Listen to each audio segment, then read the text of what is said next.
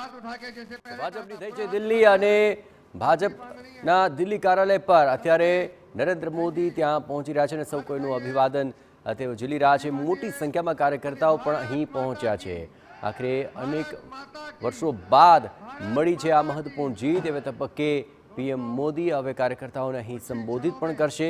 27 વર્ષ પછી ભાજપ દિલ્હીની અંદર સત્તા પર આવ્યું છે અને આમ આદમી પાર્ટી તેને સૌથી મોટી કારમી હાર અત્યાર સુધીમાં અહીં દિલ્હીમાં મળી।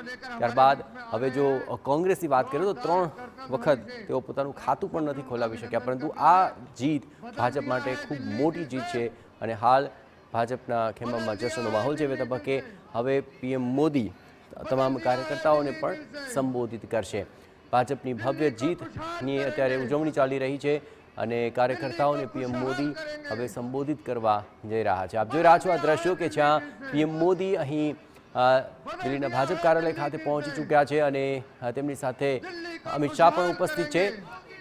તમામ લોકોનું અભિવાદન ઝીલતા પીએમ મોદી જોવા મળી રહ્યા છે। અહીં આજની જે જીત છે તેનો જશ્ન અને તેમાં મોટી સંખ્યામાં કાર્યકર્તાઓ પણ ત્યાં પહોંચી ચૂક્યા છે અને તમામને મળીને હવે પીએમ મોદી અહીં સંબોધન પણ કરશે।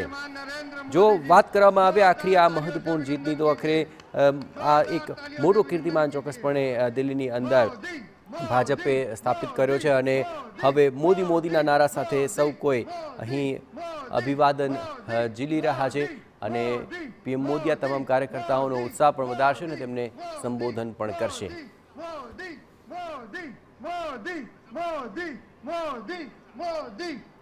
વડાપ્રધાન નરેન્દ્ર મોદી દિલ્હી સ્થિત આ ભાજપ મુખ્યાલય પહોંચી ચૂક્યા છે અને દિલ્હી વિધાનસભા ચૂંટણીમાં પાર્ટીની જીત પર અહીં કાર્યકર્તાઓને તેઓ હવે સંબોધન કરશે।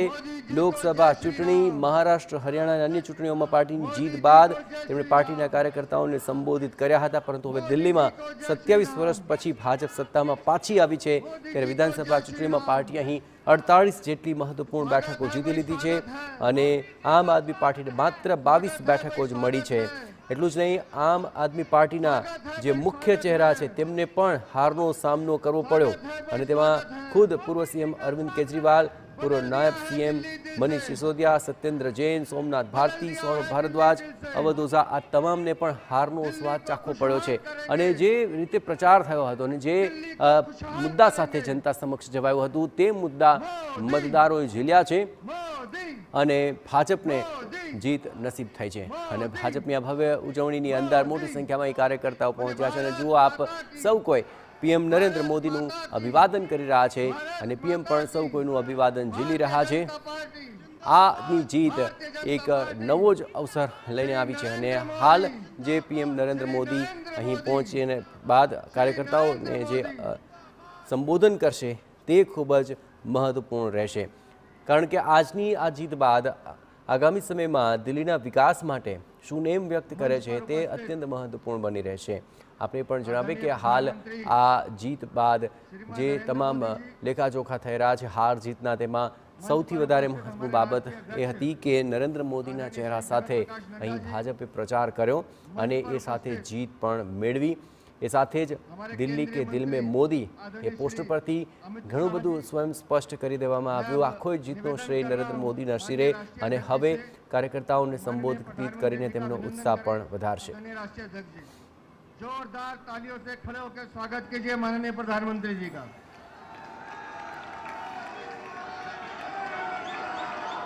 अब मैं निवेदन कर रहा हूं हमारे दिल्ली के चुनाव प्रभारी और राष्ट्रीय उपाध्यक्ष आदरणीय वैजयंत जय पांडा जी, आदरणीय अलका जी और हमारे महामंत्री विष्णु मित्तल जी आए और प्रधानमंत्री जी का अभिनंदन करें।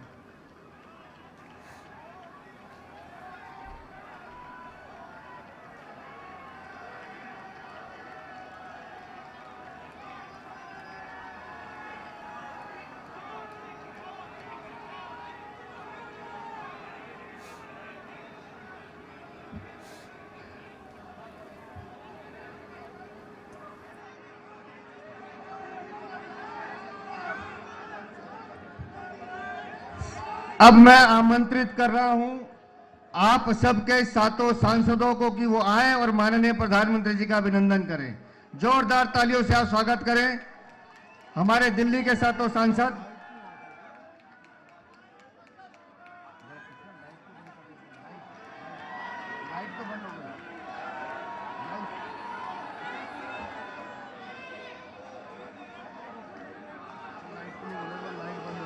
जरा देखें ये लाइट कैसे बंद हो गई है। ठीक है, थैंक यू। जोरदार तालियों से आप अभिनंदन कीजिए माननीय प्रधानमंत्री जी का। बोलिए भारत माता की, भारत माता की, भारत माता की, भारत माता की। Bharatiya Janata party, Bharatiya Janata party, Bharatiya Janata party. Shri Narendra Modi, Shri Narendra Modi, Shri Narendra Modi. दोस्तों,